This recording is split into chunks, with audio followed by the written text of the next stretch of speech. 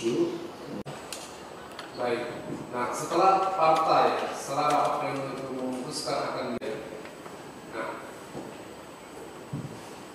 saudara selaku sekjen punya tugas apa atas partai? Kami memiliki yang namanya saksi DP partai lah yang memutuskan. Ya. Sekarang DP partai karena melihat kompetensi yang ditugaskan untuk menjadi lawyer dari DPD surat kuasa itu. Surat kuasa.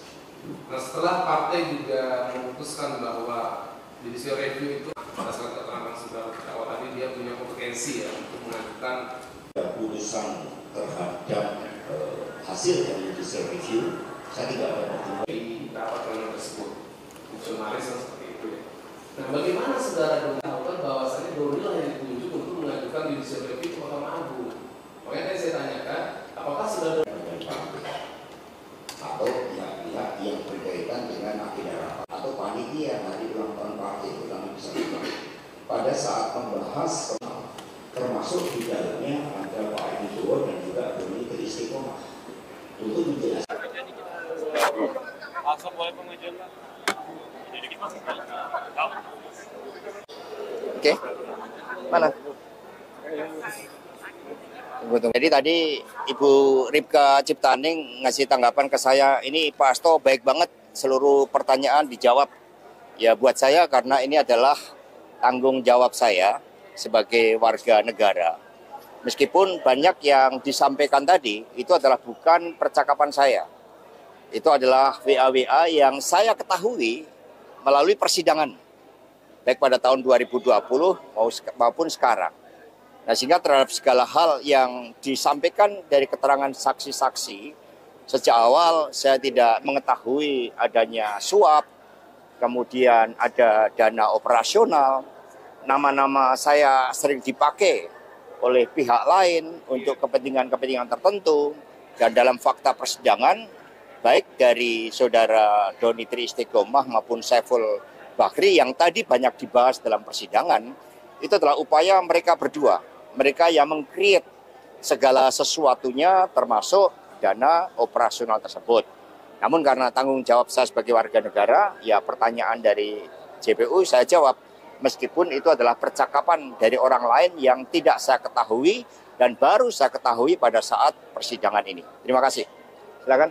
Saya kira begini, yang perlu saya tambahkan ya, bahwa pemeriksaan terhadap Mas Hasto hari ini, penuntut umum tidak bisa menunjukkan bukti ya, atau membuktikan bahwa ada perbuatan obstruction of justice. Bahkan menurut hemat saya tadi belum ditanyakan oleh penuntut umum. Mungkin orang lain nanti yang lain lagi yang akan menanyakan itu. Tetapi satu hal yang pasti bahwa pertanyaan-pertanyaan itu tadi masih berkisar mencoba, yang kata salah seorang JPU tadi, untuk memeriksa kejujuran dari Mas Hasto. Ya. Padahal apa yang dia anggap sebagai upaya mencari kejujuran itu adalah masalah yang tidak ada hubungannya dengan perkara ini. Itu yang jadi problem pokok. Ya. Karena saudara-saudara mesti ingat, komunikasi, kalau betul ada yang Mas Hasto katakan tadi, komunikasi dengan Wahyu yang ditunjukkan oleh JPU itu tadi adalah tahun 2017 dan 2018. Nah, sementara yang diperkarakan ini terkait dengan Pileg tahun 2019. Ya. Jadi bagaimana bisa ya, komunikasi itu tadi dianggap sebagai persiapan untuk melakukan suap menyuap? Ini nggak masuk di akal. Itu pertama yang mesti kita lihat secara baik. Kemudian yang kedua, yang juga mesti dilihat secara baik, keterangan para saksi-saksi yang lalu, apakah itu Saiful atau juga Doni Istiqomah, begitu juga Tio, mereka semua menyatakan bahwa urusan uang itu bukan urusan Mas Hasto. Dan mereka tidak pernah bicara tentang uang suap kepada Wahyu Setiawan.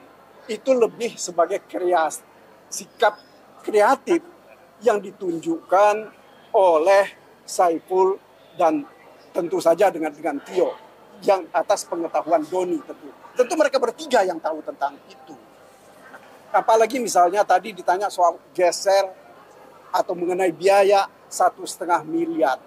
Ini kan semuanya itu kan percakapan di antara mereka, tidak ada secara langsung berhubungan dengan Mas Hasto. Satu-satunya yang disampaikan kepada Mas Hasto tadi adalah laporan Saiful mengenai uang 850. Apakah ini uang atau beras atau batu bata atau buku, kita nggak tahu. Ya, bisa juga geser badan dan seterusnya. Tetapi sekali lagi bahwa pernyataan-pernyataan yang tidak jelas dari Saiful maupun dari Doni itu tidak bisa ditafsirkan bahwa itu adalah terkait dengan suap menyuap, ya, terutama suap yang sudah diterima oleh Wahyu sebesar 19.000 Singapura dolar. Ya. Dan itu kan tidak pernah kita ketahui uang 19.000 itu dari mana, kapan itu diperoleh, apakah itu sesuai dengan percakapan dari Saiful dan Doni yang dia terima uang dari Kusnadi yang dititipkan sebagai titipan dari Harun Masiku. Kan mestinya dilihat seperti itu. Tidak bisa dilihat bahwa karena uang diterima dari Kusnadi, maka uang itu berasal dari Pak Hasto. Ya, saya kira ini mari kita coba cermati sama-sama. Jangan sampai kita dijebak dengan opini-opini sesat, ya, yang hanya sekedar mau menjatuhkan kredibilitas orang dan kredibilitas partai.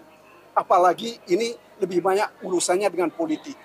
Dan jangan lupa, persoalan politik kita sekarang ini bukan persoalan biasa-biasa saja, tetapi adalah persoalan besar yang akan menentukan masa depan kita semua. Jadi sehingga jangan sampai kawan-kawan terkecoh dengan cara-cara ya semacam yang dilakukan oleh penuntut umum tadi, terutama untuk mempengaruhi pendapat publik. Saya kira itu dari saya. Terima kasih. Terima kasih. Ayo.